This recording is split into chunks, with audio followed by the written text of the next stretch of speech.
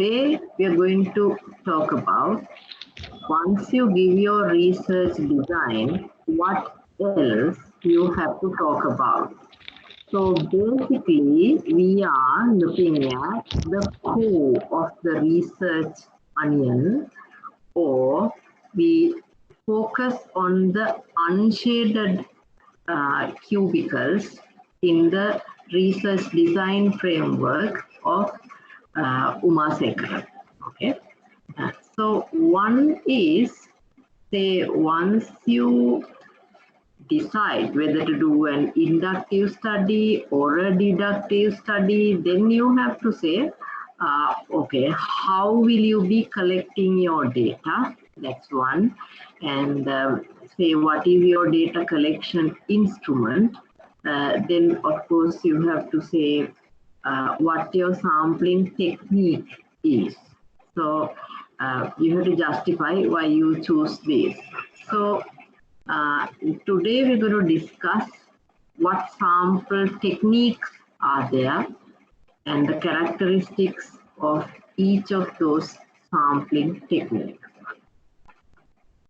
When you look at the sampling techniques, you have, say, basically two types of sampling techniques. I hope you all know what a sample is. It is a small part of the population which represents the characteristics of the population. So what is sample frame? That is the complete list of elements in a population, in which in some of the sampling techniques, we have to have a sample frame. I will be talking about what kind of sampling techniques requires a sample frame. So in some cases, we have the total target population, but we define the section of the population for us to do the study. Say, for example, say we draw a scope to do our study, then let's say the population becomes limited to those who are studying in Colombo, or you're looking at, say, transactions made through credit cards and you only focus on the last 6 months. Likewise, you define your study population, and based on that, you carry on your sample selection, right? So you have to have your population, and then you decide your sample size, and then you have to have your sample frame to conduct your sampling. Now, when you look at your sampling technique, right, there are two main types of sample techniques where you start. You can see here probability samples and non-probability samples. When you say non-probability, we don't give importance to make an unbiased selection. Rather, we focus on, say, convenience, low cost, say within a short period of time, if you can find the respondents, those become our criteria in selection, rather than emphasizing too much on selecting an unbiased sample, giving equal importance to all the participants or all the units in the population. Whereas in probability samples, we find that we try our best to give equal importance to the elements in the population when we make our selections.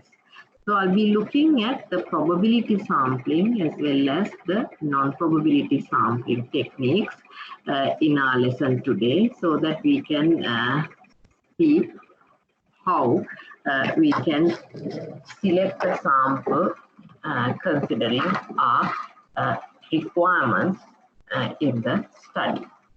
So if you look at probability samples, you can see that under probability sampling, you find these 4 sampling techniques. Number 1, random sampling. This is also called simple random sampling. Then comes stratified sampling, cluster sampling, systematic sampling. When you say random sampling or simple random sampling, you mean you're going to choose a complete unbiased set of items or individuals for your selection. Why I say unbiased is because I would not have my selections based on my prior contacts or known people, or say disregarding unknown people, or any other reason likewise. So now, when you look at what is simple random sampling, right? That's what I'm going to explain you now. Why I say unbiased is because I make the selections based on random numbers. Now, you can find various ways of selecting based on random numbers. For example, let's say I have 100 students in my class and I want to select 25 of them to find to what extent they have understood my lectures. Then I can have a list with the 100 names, and I will assign numbers 1 to 100 to all my students. And then let's say I write those numbers in small pieces of paper, put them in a say jar or in a bin, and then or bowl, let's say, I shuffle them and then pick say 25 numbers, and those students who happen to be selected will be chosen for the sample. So basically, if I find number 25, then the student having number 25 or the 25th name in my list, and the student accordingly will be chosen for the sample. Now, you can do it using Excel. You can see here how I do it. I said rand, then rand between, I click here, and then I will say, because I'm having 100 students, I want the random numbers generated from 1 to 100, okay, and then enter. Then if I want 25 like this, I can drag on to choose 25. So you can see I should choose student number 5, 10, 96, 79, 84, 47, and likewise I have to choose.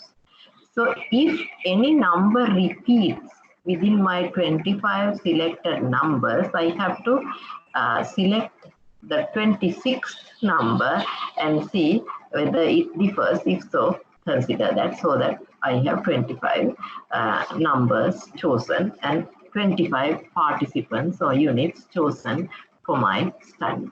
So the list of 1 to 100 numbers or 1 to 100 names in my case is called the sample frame. So in other words, what is sample frame? The complete listing of all the units in the population. Is that very clear? Can you hear me? Yeah. Yeah, right. Okay. Now, I'm stepping on to the next method, which is stratified sampling. As you can see, this is considered when we find our population has different, say, individuals or units based on certain characteristics. For example, I am doing a consumer behavior survey and I find my population differs based on the age, the income, education level, gender. So I want to make sure that the same proportion in the population with respect to each of these variations is chosen, say, considered in choosing my sample. So it is in fact an accurate representation of the population, on one side, but you find that say there are difficulties in identifying everybody in the population and the subgroups, and their proportionate say stratification may be difficult to be found. So let me come back to my example. I said I want to choose say 25 students in my class, when the class has altogether 100 students, right? Let's say in my class, I find that there are students who are working in the government sector and who are working in the private sector, and also I find that there are students who are say not employed because they are sponsored by their parents, for example. So my population, if I show, let's say, has this split like this, where I have, say, 50% of them working in the state sector, and let's say I have another 40% of them working in the private sector, and I have another 10% of them. So I want to pick a sample representing these exact characteristics, whereas my population is 100, but my sample is, say, only 25. So what I can do is my 25, I have to find what is 50% of that 25, okay? So, or what is, say, 10% of that 25. So if I don't get the exact split, then I have to, say, make suitable approximations. So let's say within my 25, right, I will have to choose 50%, which means, say, about 12, I will choose from the state sector, right? State sector. So then I will choose 40%, which means about 10, right? From the private sector, right? Then you can see altogether I have 22. So the remaining 10%, which is 2.5, I can approximate it to 3 and say I want 3 students out of those who are not employed. So that my 25 I know. Now, when I am choosing my sample, I will make sure that I choose 12 students who work in the state sector, 10 students who work in the private sector, and 3 students who are not employed and still sponsored. Right? So, how do I choose these 12 students? What I can do is I can make a listing separately of those students who are working in the state sector, because my population is 100, so 50% of that happens to be working in the state sector, which includes 50 students. So I will look at these 50 students and choose 12 out of that. So how do I choose these 12? So here I will choose the 12 students from this group using the simple random sampling by having a separate listing of those 12 students. How do I choose these 10 students? Again, have a separate list of those 40 students, which is 40% of the total population 100, and use simple random sampling. Likewise, choose these 3 students also from that group. So that's how I practice stratified sampling. So when I look at this, it is more suitable when I find that clearly identifiable groups are there within the population so that I can select a good sample representing the population. Because if I practice simple random sampling when groups are there, then there is a chance that certain groups may be represented comparatively less in the sample. So this becomes a good technique. Next, I come to the next method called the cluster sampling. Now, let's say, what is a cluster? This is like where you find small bunches or small groups where each group has, say, all kinds of say varying characteristics mixed up in each bunch, right? For example, I know that I know that students get together in groups of 5 when I give them assignments. So I find that I have 20 say when I look at the class, 5 students. So I find that there are students who have got into say groups of 5 where there are 20 groups altogether, because 20 into 5 is 100. So what I do is, let's say I have these groups like this, right, up to 20. I use this list of 20 to choose 5 groups. Now, let's say I happen to find group number 3. Teacher, Yeah? can you explain it again? I little bit mix up. All right, okay. Was the stratified sampling okay with you? Sorry, ma'am? Was the stratified sampling okay with you? Yeah, I'm okay. Right. So shall I start with the cluster sampling only? Yeah, cluster sampling. Yes, correct. So I will explain, no worries.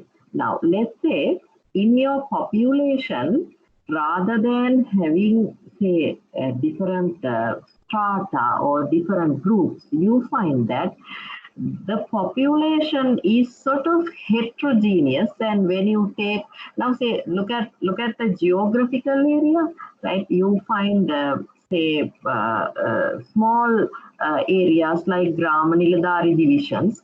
You find within each division rich people, poor people, say wealthy people, all kinds of people, right? So if you select, say you want to conduct a survey to study the income and expenditure habits of people, rather than taking the electoral list of the people and select based on random sampling, if I take a listing of Grama-Niladhari divisions and then choose, say, 5 of them and talk to all the people who reside on those divisions, then I happen to say pick the divisions, not the individuals. Okay. Okay. Yeah. Right now, okay, what I'm trying to say is, let's say in my class of 100 students, I find that group students have got into groups to do the assignments where each group has 5 students. So now I'm not focusing on individual students, rather I'm looking at those 20 groups where in each group I have 5 students. Okay.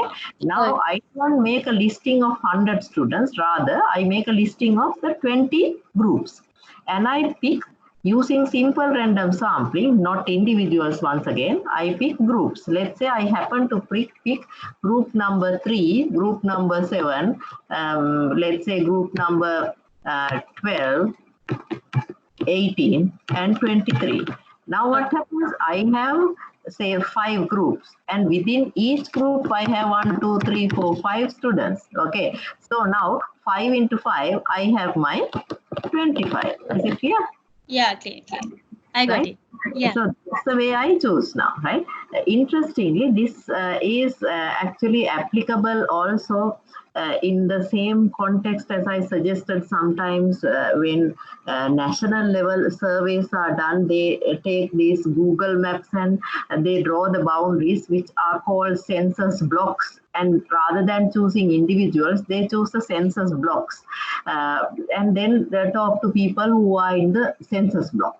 Okay, so it is a practical, possible technique, because it's easy on one side, because you don't have to make a listing of all the people in the population. Let's say you take the clusters, and then you have to talk to everybody in the cluster, right? So, so that's the cluster sampling. So as an advantage, as I said, you find that no need of having the listing of the whole population. But as a disadvantage, you might say that, okay, maybe it's not truly random also, right? However, it is far, say, convenient to conduct a simple random sampling, right? So this is the cluster sampling. Then you have systematic sampling. This is where you find that, let's say you start off with a random start, and then you select your numbers with a certain periodicity. Now, let's say, for example, right?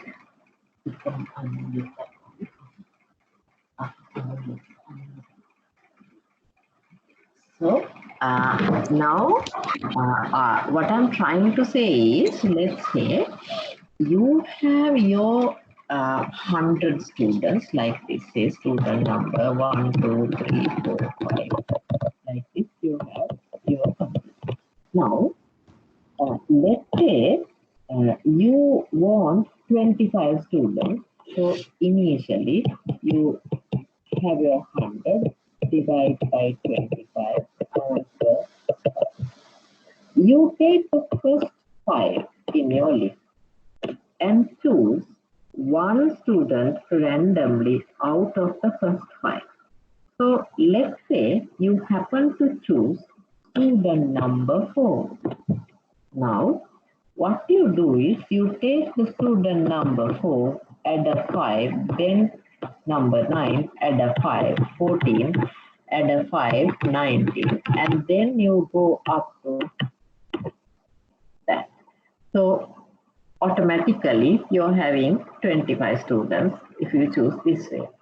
So again, on the positive side, or say as an advantage, you can see that only the first one is randomly chosen. Thereafter, the rest is decided. Okay, so it's more easy to conduct. But again, one can say, okay, it's not purely random. Also, it's a argument against, right? Right. So, right. So, likewise. So, however, one point that I must emphasize at this explanation is, our students say that we have chosen, let's say for a consumer behavior survey, we have chosen individuals randomly. My sampling method is random sampling. So I have chosen, say, 300 people based on random sampling. That is completely wrong, because when you say random sampling, you have to first of all have your list of individuals, which is your sample frame. If you don't have that, then you simply can't carry on random sampling. Then what they mean by random sampling is they make the selection based on convenience, but in statistics, convenience does not mean random. That is the misunderstanding they have, right? So you can say that you simply can't say identify your sample frame, because you can't figure out what exactly is your population. So because of that, you carry on the convenience sampling, because it's not practically possible. that's fine. That shows that you understand the differences in the sampling techniques rather than saying I have chosen based on simple random sampling, which obviously is not practically possible. So going down, you find, say, how do you get the sample size? Okay, once again, students say, oh, I have chosen 250 individuals. Say yesterday also a student spoke to me and said, my sample size is 200. So I asked, okay, how did you decide it should be 200? I thought that is sufficient. So who said sufficient? Without any justification, how can you say it is sufficient? Okay. So let's see how you decide your sample size. Right? Of course, in statistics, we use something called level of significance and say the level of error that we are ready to allow. So all these requirements are taken into account when we decide upon a sample size, and also you find that there are sample size calculators also. However, this is a popular or known source which is called Morgan table. In this table, you can find the sample size given. So for example, if your population is 40, you have to have 36. Right? If your population is 2000, you should have 322. Then, if your population is unknown, but you assume it to exceed 1 million, then your sample size happen to be 384. So, in most of your consumer behavior studies, your sample size is usually 384. Okay, so then you may have a question, obviously. Okay, if I very well know that I'm not in a position to collect to 384, shall I just say 200 because that's what I can do? My answer is no. What you can do instead is you can say that according to the Morgan table, the required sample size is 384. However, due to practical difficulties, the sample size had to be limited to say 250. The study was carried on with that.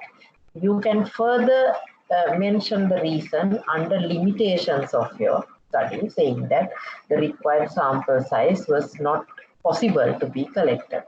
However, what I'm trying to say here is certainly not that you can, although it is 384 due to practical difficulties, I could only collect 84 is not a valid reason, right? So, because that would not obviously, even to some extent, help you to understand the population, right? So that's how we look at the sample size. Then coming back to our discussion, that's about how you decide sample size. And then I said there are non-probability sampling. So when you say non-probability, again, this random, the word random should not be used because that is again indicating an unbiased selection based on the sample frame, whereas here we don't take an active step to be completely unbiased because it is in most of the situations not practically possible. So, what kind of sampling techniques are there? You can see here, convenience sampling, judgment sampling, quota sampling. When you say convenience, you tend to look at, say, how easily can you do it, right? Or it is also haphazard or accidental sampling.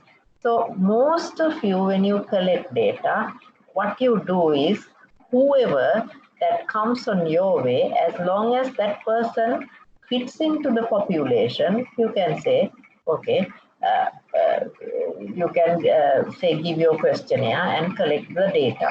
So here you're not having listings or you're not having the random selections at all. However, due to practical difficulties, we find that it is sometimes not even possible to do it. So we still accept as long as there is a sufficiently large sample size. Your sampling in most of the situations happen to be this convenience sampling. So as a disadvantage, you find that there may be, say, sometimes the population not being actually resembled because you're not focused on being completely unbiased. The next one is purposive sampling, which is also called judgmental sampling. So here you can include individuals where you find that they are chosen based on your judgment, because you think I should give it to such and such group of people, I should give it to such and such group of people, but not to another group because I don't think they are fitting into my requirements. So likewise, you make a judgment. And again, this purposive sampling is quite often used when you have the qualitative studies done.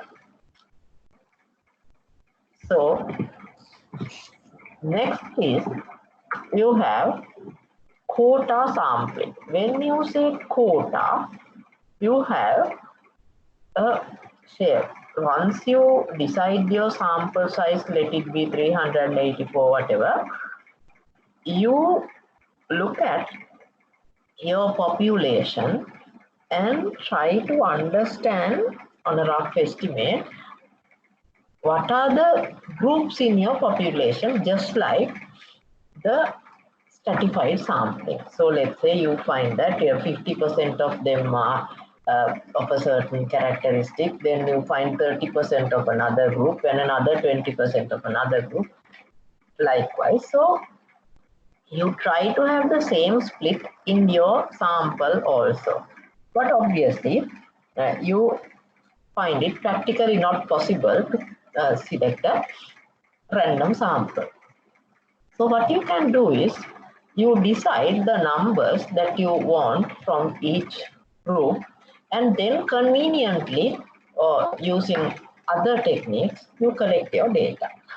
So when you reach your target within each group, then you stop. I mean, you hit the ceiling limit, you stop.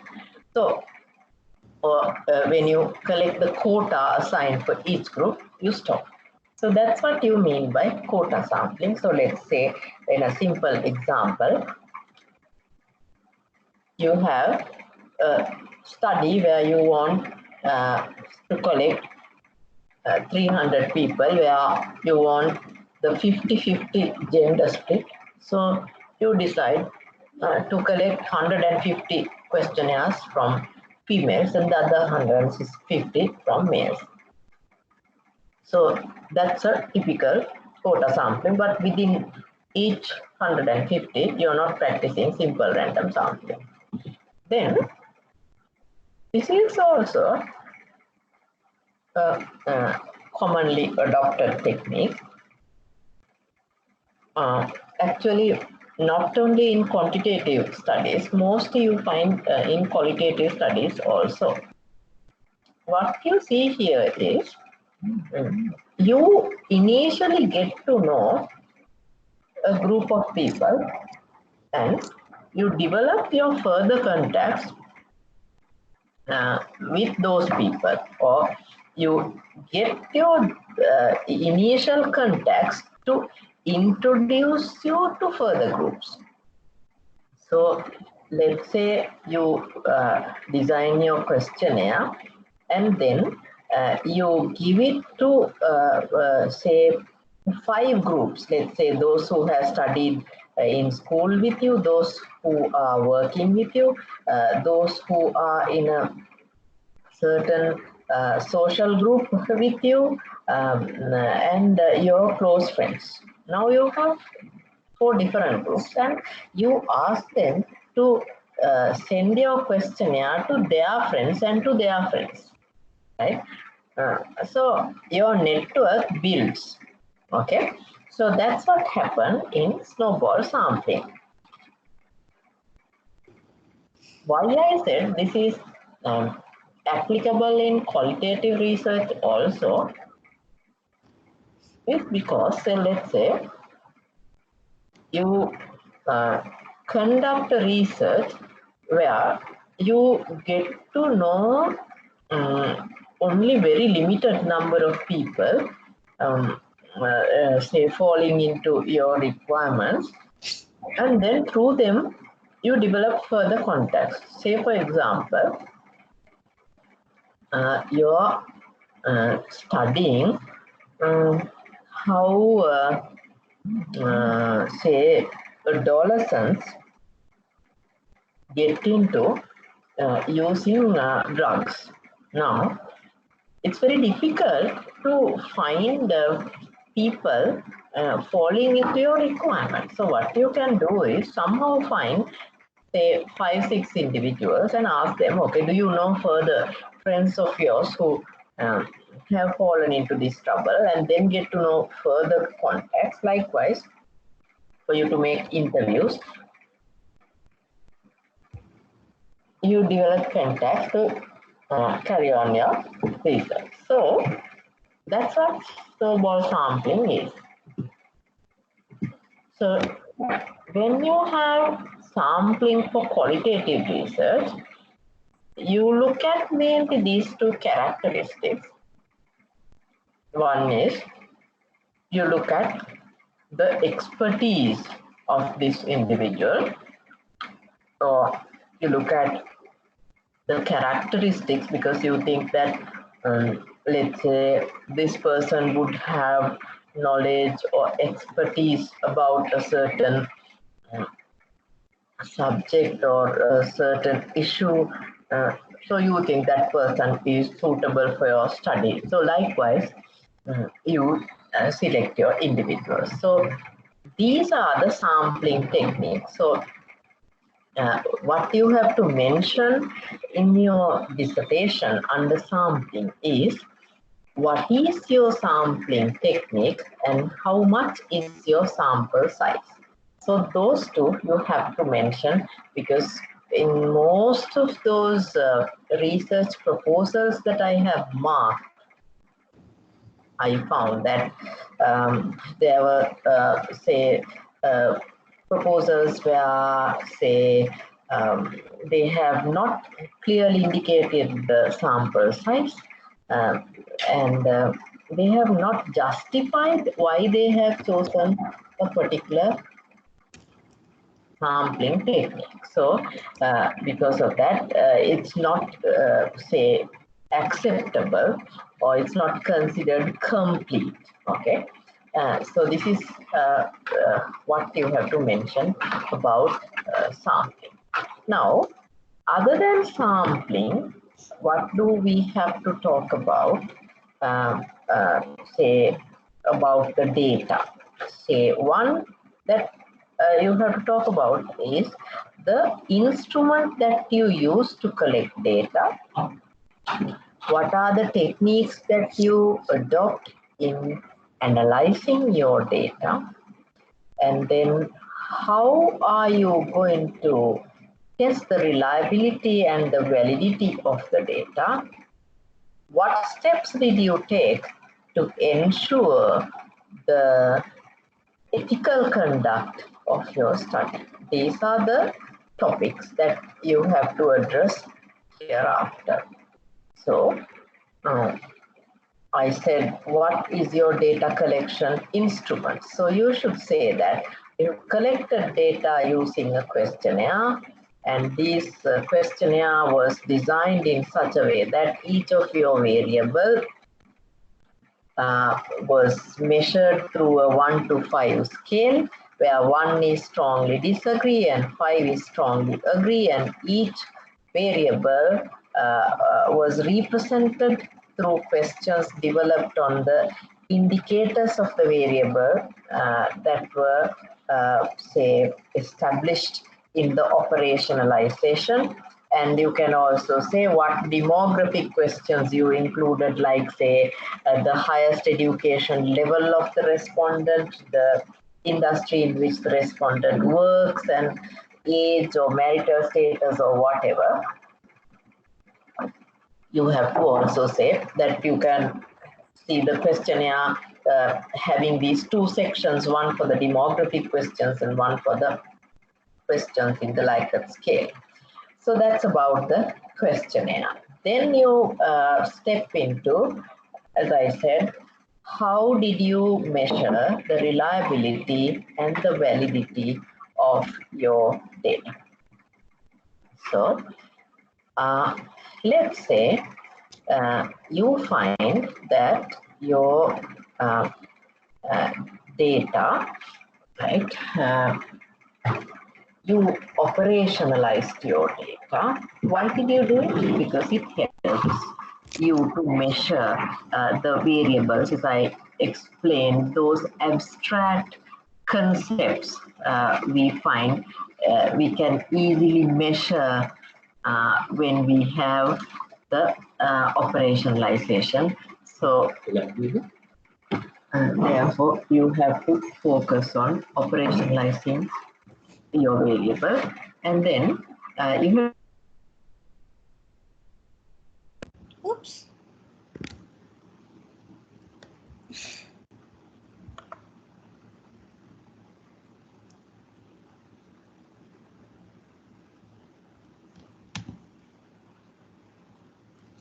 Hello?